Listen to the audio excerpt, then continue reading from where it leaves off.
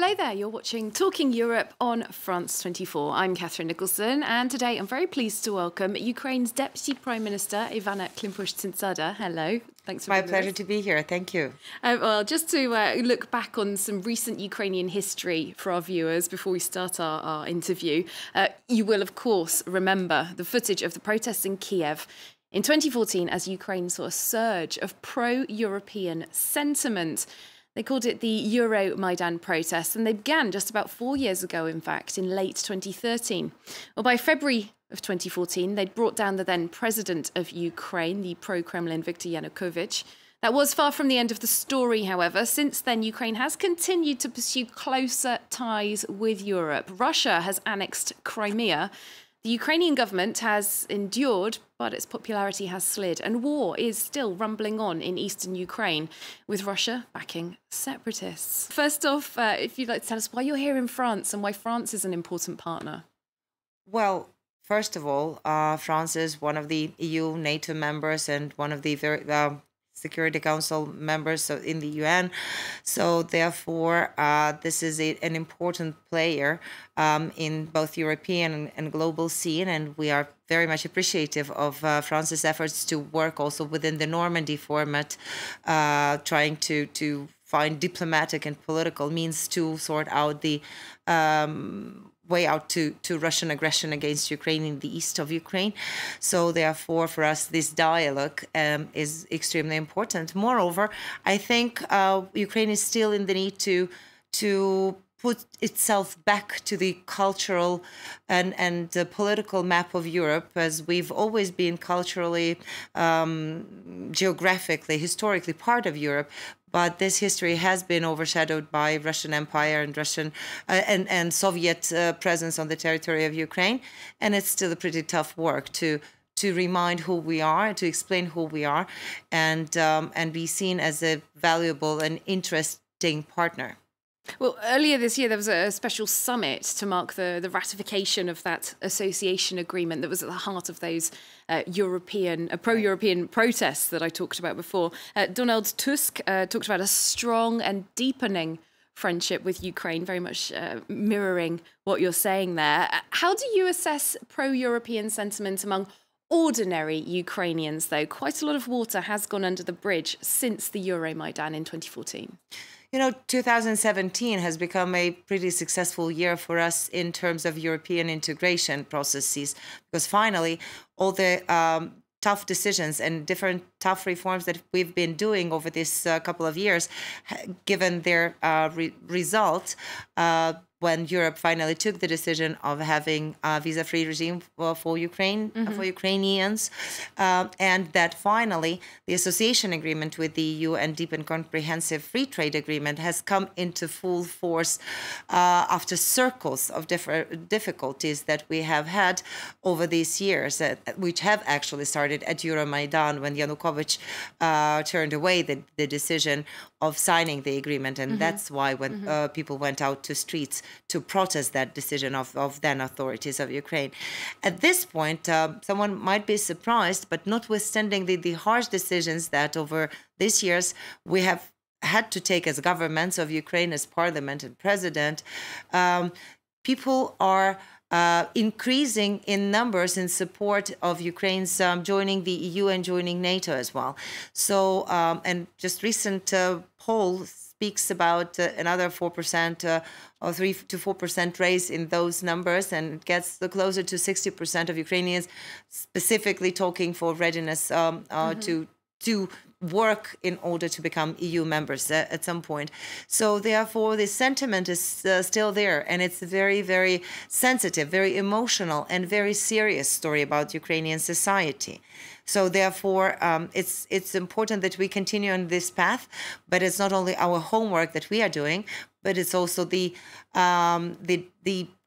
conscious decision of Europe to understand that this is part of Europe, and it's only a matter of time when it formally will be able to apply and become the member of the official club, so to say.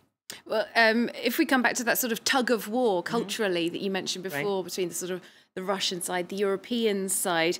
People in eastern Ukraine are less pro-Western, less pro-European than people in the western side of the country, perhaps logically, geographically speaking. Is Kiev working to change those perceptions? There's also the issue of Russian media influence, fake news even. This problem is not with, I'll start from the last part of your question. The problem of Russian disinformation and propaganda machine and manipulation with facts is not exclusive for Ukrainian territory or even to Russia itself territory. It's unfortunately spreading all over Europe and basically around the globe. And we see all this particular cases of trying to manipulate with facts, particular cases of twisting the information that is available and presentation of fake news from Russian Federation. So that definitely is just part of the hybrid war that Russia has waged not only against Ukraine, but against Europe and the free world. With regard to the sentiment, the thing is that we are right now overcoming the results of some of the ideology and methodology that has been used over years, also by political advisors, even inside of Ukraine, during each election cycle, to divide Ukraine by East and West, to divide Ukraine on Russian-speaking or Ukrainian-speaking. But that's not definitely something that divides the country. And we see right now that while we are trying to defend our country in the east from the Russian aggression, while on the touchline between Russia-backed militants on our territory and Ukrainian forces, we see that Ukrainians, Russian-speaking, Ukrainian-speaking, Jewish-speaking, of any other origin, are defending their country with the same emotion, with the same readiness, with the same devotion. And so therefore, this is not about these differences. This is about the direct work that has been done over years, and also some of the influences that we definitely had, because Ukraine has for a long time was lacking its statehoodship. Well, it's true that there are many Russian speakers in Ukraine, and there do seem to be efforts to remove some of those elements of Russian influence or Russian culture from Ukraine that have been there organically for quite a long time. For example, it's just been announced that the Roman Catholic Christmas will be officially recognised, as well as the Orthodox Christmas. Right. Even further than that, though, as of 2020, Russian language teaching is being banned in public schools. Now, these are people in Ukraine who've spoken Russian for a long time. They're not necessarily against Ukraine or anti-European just because they speak Russian or they have more Russian culture. Is this going against European values of pluralism, perhaps? This is exactly some of the manipulation that gets over through Russian prism of propaganda and gets over here to Europe, because Ukraine is not banning Russian-speaking teaching.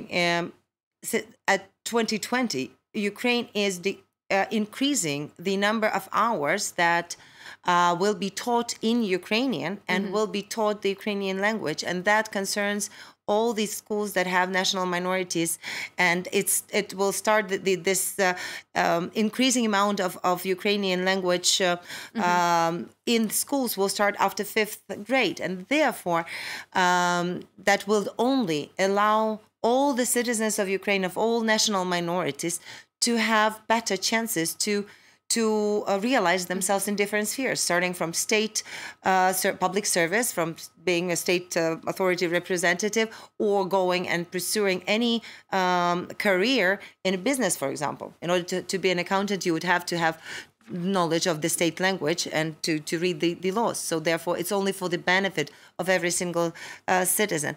So again, we see that there is a tiny part of the truth in the news, and then it gets, as a snowball, gets additional misleading twist. Okay, well, let's talk about something that's been very much at the top of the news agenda in Ukraine this week, a major area of reform as well, efforts to weed out corruption in Ukraine. In the last few days, a top official from the National Agency for Preventing Corruption has blown the whistle on what she says is mass-scale corruption at that very body where she works. Our correspondent Gulliver Cragg actually spoke to this whistleblower, Hanna Solomatina. The National Agency for the Prevention of Corruption is not the independent body it purports to be. Members of this body and directors of departments are controlled from the presidential administration via an intermediary. He gives instructions as to whose asset declarations to check up on and how to present the results. And political opponents of the administration get negative results, whilst allies of the administration get their declarations certified, even when there are clear anomalies between their declared wealth and their lifestyles or incomes. That's Hanna Solomatina speaking to our correspondent Gulliver Cragg there. So some very serious allegations there. She has presented what she says is strong evidence of those claims. Is this going to be investigated? Well, first and foremost, it's important that National Anti-Corruption Bureau, that is the body that has to examine all the cases of corruption within the public service of state authorities, they have opened the case because of this allegation. And I am hoping that this new body, actually both of these bodies are totally new and totally brought up to life from the very basic of legislation creation just 3 years ago, so that they will be able, and their professionalism will allow them to clearly investigate the case and bring it back to the court. So therefore, we just have to wait and see how the investigation goes and what kind of conclusions they will come to.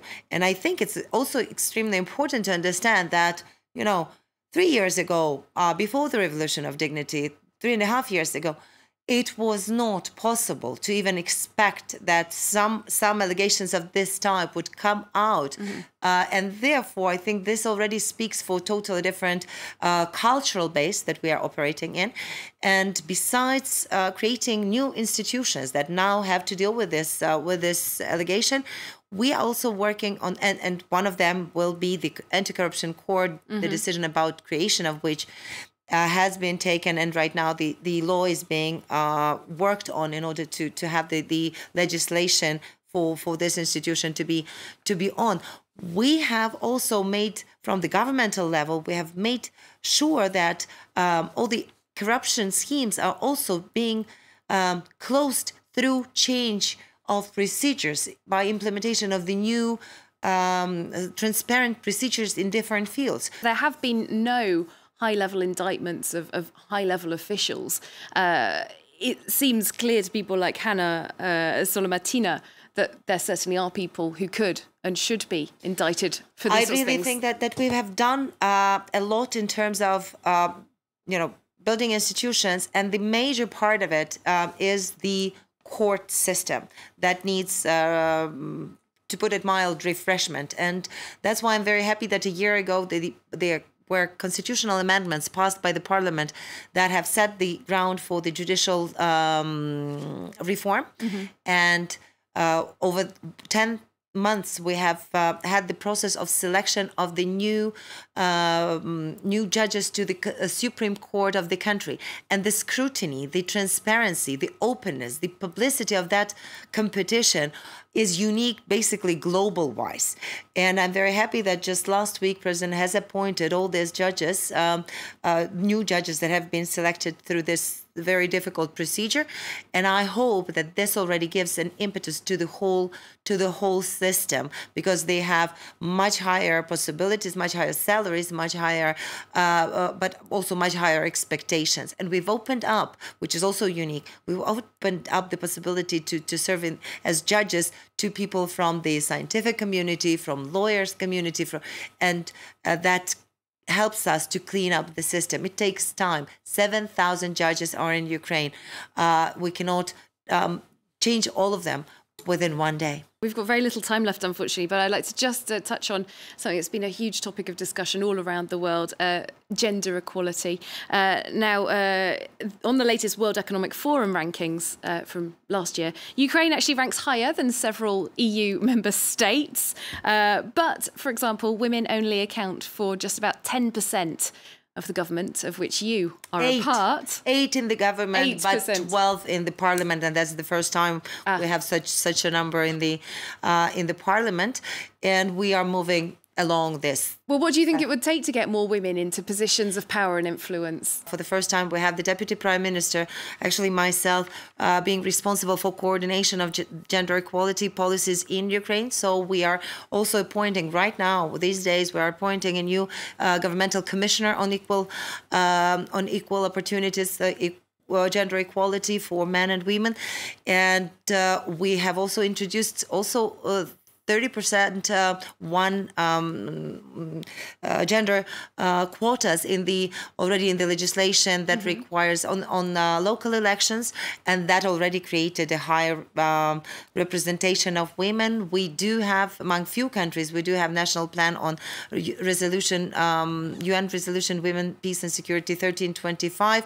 We're following through that. We are introducing gender advisors in military components of our country, so we are going to succeed. Okay, and you're personally in charge of these initiatives? Absolutely, I'm very happy to do that. Okay, it sounds like you've got plenty of ideas. Unfortunately, we have run out of time, but thank you very much for coming in to see us. Ivanna Klympush-Tsintsadze, Deputy Prime Minister of Ukraine. Thanks as well to you for watching our programme, and do stay tuned to France 24.